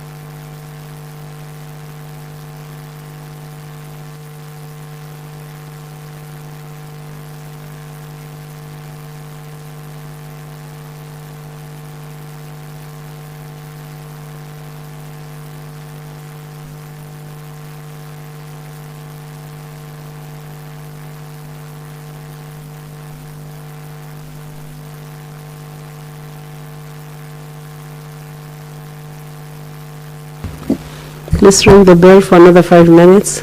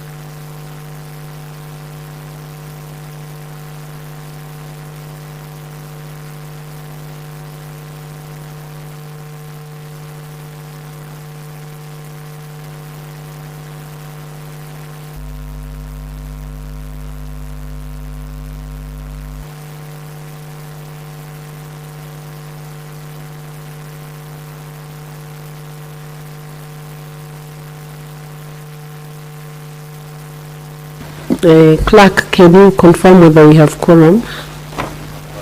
Okay.